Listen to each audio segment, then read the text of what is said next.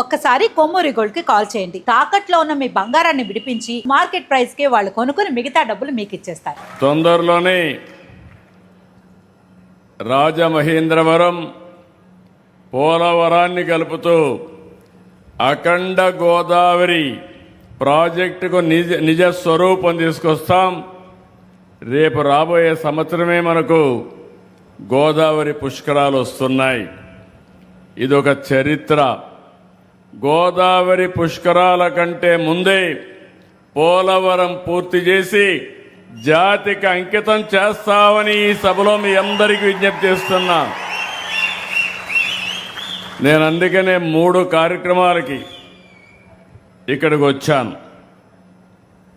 ఒకటి, మీరు చూస్తే గోదావరి డెల్టాకు కీలకమైనటువంటి ధవళేశ్వరం బ్యారేజ్ గేట్లన్నీ ఆధునీకరణ చేయడం, 153 కోట్లు, 117 గేట్లు ఇవి పెట్టడమే కాకుండా పూర్తిగా మరమ్మతులు చేసి ఈ ప్రాజెక్ట్ని కాపాడే బాధ్యత తీసుకున్నాం. ఎప్పుడు ఎన్డీఏ ప్రభుత్వం వచ్చినా, తెలుగుదేశం ప్రభుత్వం వచ్చినా రైతులకు భద్రత భరోసా ఇచ్చేదానికి ముందుంటాం. అది మీరందరూ ఆశీర్వదిస్తున్నారని చెప్పి కూడా నేను మీకు తెలియజేస్తున్నా. ఒక మంచి పని చేస్తే ప్రజలు ఎట్లా గుర్తుపెట్టుకుంటారో గోదావరి జిల్లాల్లో ఉండే మీరే దానికి ఒక ఆదర్శం. 19వ శతాబ్దం గోదావరిలో నీళ్లు వెళుతున్నాయి. పైన మాత్రం వర్షాలు పడకుండా కరువు, తినేదానికి తిండి లేకుండా బాధపడ్డారు. ఇప్పుడే రామానాయుడు గారు చాలా క్షుణ్ణంగా చెప్పారు. దాంతో మనస్సు చెల్లించినటువంటి కాటన్ 1847 1852 మధ్య గోదావరిపై ధవళేశ్వరం కట్టారు. ధవళేశ్వరం కట్టి అక్కడి నుంచి మీరు చూస్తే 175 సంవత్సరాలైంది. కానీ నాగరికత ఎక్కడ నీళ్లుంటే అక్కడే ప్రారంభమవుతుంది. గోదావరి డెల్టా దేశానికి అన్నపూర్ణగా మారిందంటే అది కాటన్ చూపించిన చొరవని చెప్పి నేను మీకు తెలియజేస్తున్నా.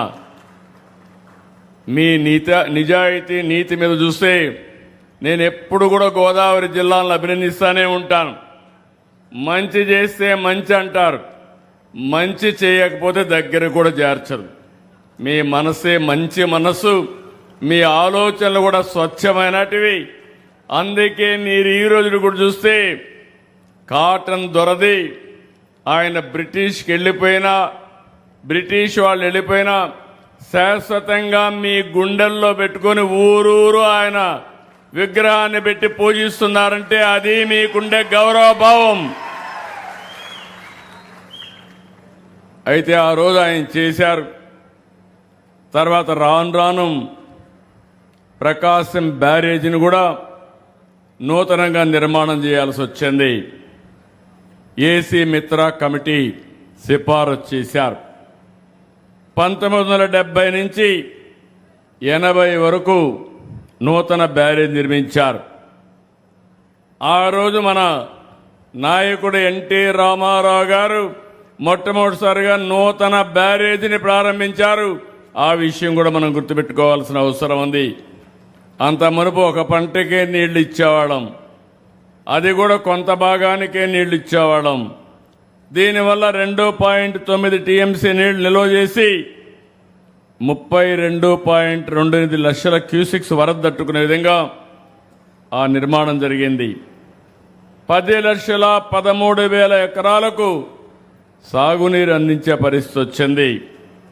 ఈస్టర్న్ డెల్టా 2,81,000 ఎకరాలు, వెస్టర్న్ డెల్టా 5,30,000 ఎకరాలు, సెంట్రల్ డెల్టా 2,100,000 ఎకరాలు. 50 ఏళ్లయింది. గేట్లు, మోటార్లు, ఎలక్ట్రికల్ వ్యవస్థలు దెబ్బతిన్నాయి. 2014లో నేను వస్తానని 32 కోట్ల రూపాయలు శాంక్షన్ చేసి 194 గేట్లు 64 గేట్లు మరమ్మతులు చేసిన ఘనత ఆనాటి తెలుగుదేశం ప్రభుత్వానికే దక్కింది. మిగిలింది కంటిన్యూగా చేయాల్సిన అవసరం ఉంది. మీ అందరికీ తెలుసు, తర్వాత వచ్చిన ప్రభుత్వం గేట్లు మార్చడమే కాదు, గేట్లు కొట్టుకోబోతే కూడా గేట్లు పెట్టలేని పరిస్థితి, గ్రీస్ వేయలేని పరిస్థితి, ఇలాంటి చాలా సమస్యలు వచ్చి ఇబ్బంది పడే పరిస్థితికి వచ్చారు. ఈరోజు మళ్ళీ మనం వస్తానే ఆధునీకరణ కోసం 13 కోట్ల రూపాయలతో లైడార్ సర్వే కూడా విజయవంతంగా నిర్వహించాం. ఈరోజు మీరు చూస్తే 2027కే పూర్తి చేసే విధంగా 9 నెలల్లో పూర్తి చేసే విధంగా అన్ని గేట్ల నిర్మాణానికి ఈరోజు ముందుకు పోయామని చెప్పి కూడా నేను మీకు తెలియజేస్తున్నా. మీ అందరికీ ఒకటే హామీ ఇస్తున్నా. ఇప్పుడే నేను మాట్లాడాను, రాబోయే పుష్కరాల కంటే ముందు గోదావరి బ్యారేజీకి గేట్లు పెట్టే బాధ్యత ఈ ప్రభుత్వానిదని మరొకసారి మీ అందరికీ విజ్ఞప్తి చేస్తున్నా. ఇది ఒక చరిత్ర అయితే, ఇంకొక చరిత్ర నేరుగా నేను గోదావరి ప్రాజెక్టు దగ్గరికి వెళ్తున్నాను, పోలవరం ప్రాజెక్టు దగ్గరికి వెళ్తున్నాను. ఈ ప్రాజెక్టు కూడా మీరు గుర్తుపెట్టుకోవాలి. రేపు రాబోయే రోజుల్లో ఈ ప్రాజెక్టు పూర్తయితే గోదావరి జిల్లాలకు ఇంకా నీటి ఎద్దడే ఉండదు. శాశ్వతంగా నీటి సమస్య పరిష్కారం అవుతుంది. అందుకే మీరు ఒక్కసారి చూస్తే పోలవరాన్ని ఆంధ్రప్రదేశ్ జీవనాడిగా నేను భావించి 72% పనులు పూర్తి చేశాం. ఇంకొక పక్కన మనం వెళ్లే నాటికి మనమే కనుంటే 2021కి పోలవరం పూర్తయ్యేది. ఈరోజు మీరు ఒక్క విషయం గుర్తుపెట్టుకోవాలి, కాటన్ కట్టిన ప్రాజెక్టుల వల్ల ఈరోజు ఈ ప్రాంతం దేశానికి అన్నం పెట్టే పరిస్థితి వచ్చింది. మీ అందరి అనుమతితో ఆ రోజు నేను పట్టిసీమ ప్రారంభించాం. ఈ నీళ్లు కృష్ణా డెల్టాకు తీసుకెళ్లాం. కృష్ణా డెల్టాలో వాడే నీళ్లు శ్రీశైలం నిల్వ చేసి రాయలసీమకిచ్చాం. ఆ ఒక్క నిర్ణయం రాయలసీమ దశ దిశ మారిపోయింది. కియా మోటార్స్ వచ్చింది. నేను అక్కడ మైక్రో ఇరిగేషన్ పెట్టాను. ఇంకో పక్క అక్కడ ఇచ్చిన నీళ్లు 1 ఎకరాకు మామూలుగా వాడే నీళ్లు 2.5-3-4 ఎకరాలకు వాడారు. ఈరోజు హార్టికల్చర్ పెట్టారు. హార్టికల్చర్ పెడితే రాష్ట్రానికి అత్యధిక తలసరి ఆదాయం జిల్లా లింగాల జిల్లాగా తయారయ్యే లింగాల మండలం తయారయ్యే పరిస్థితి వచ్చింది. అంటే మీరందరూ గుర్తుపెట్టుకోవాలి, ఏ నాయకుడైనా మంచి పనులు చేస్తే ప్రజల దశ దిశ మారుతుంది, మీ జీవన ప్రమాణాలు పెరుగుతాయి. నేను ఒక్కసారి మీరు గుర్తుపెట్టుకోండి, ఒకప్పుడు ఈ ప్రాంతంలో వరి పంట వేస్తే గిట్టుబాటు లేదని పంట హాలిడేగా కూడా మీరు డిక్లేర్ చేసిన రోజులు గుర్తుపెట్టుకోవాలి. ఆ తర్వాత నేను అప్పుడు తిరిగాను.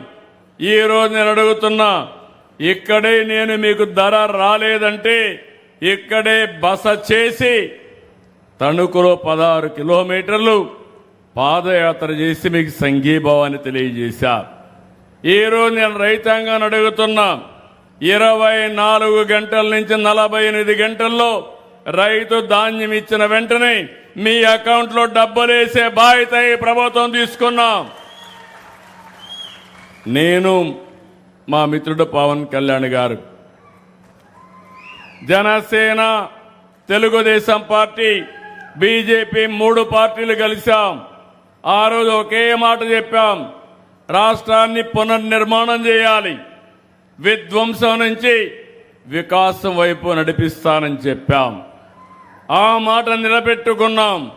సంక్షేమ కార్యక్రమాలు చరిత్రలో ఎప్పుడూ ఇవ్వని విధంగా ఒక తేదీ అంటే ఆ డేట్లో సంక్షేమ కార్యక్రమాలు ఇచ్చిన ప్రభుత్వం ఈ ఎన్డీఏ ప్రభుత్వం అని చెప్పి కూడా నేను మీకు తెలియజేస్తున్నా. మొన్ననే అన్నదాత సుఖీభవ ఇచ్చాం. ఈ నెల మళ్ళా సిద్ధమయ్యాం. మా ఆడబిడ్డలకి తల్లికి వందనం కింద ఎంతమంది పిల్లలుంటే అంతమందికి 15,000 రూపాయలు మీ అకౌంట్లో వేసే బాధ్యత ఈ ప్రభుత్వం తీసుకుంటున్నాం. మొదలు తారీఖున పేదల సేవ 4,000, 6,000, 10,000, 15,000 నేను ఛాలెంజ్ చేసి అడుగుతున్నా.